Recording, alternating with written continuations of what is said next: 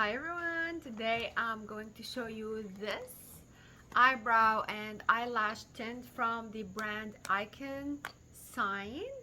This is in black, so I'm going a little bit dramatic for my colors. Usually I use the brown side color. So let's see what comes inside the box.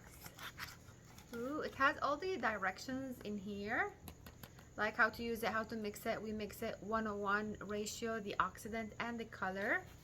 Comes really nicely wrapped like this. This is the tint developer, the oxidant. Also comes with a little plate to mix.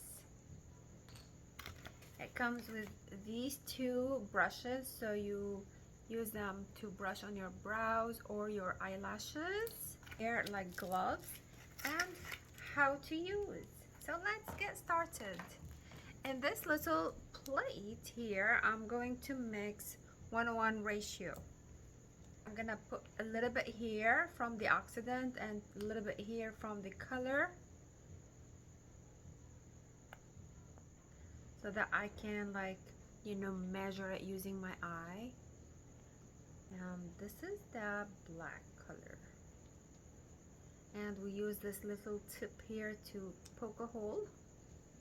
There you go. I'm gonna add same amount. Look at this. This is the same amount. I'm gonna mix them all together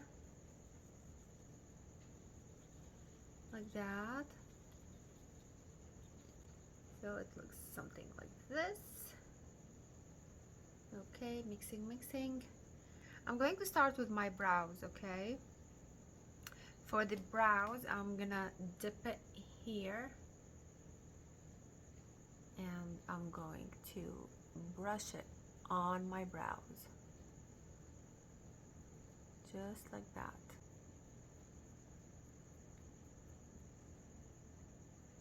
Now I'm gonna mix another amount for my lashes. Just make sure you don't bring inside your eye, make sure you don't have any contact lenses, and then spread it and then leave it for 20 minutes.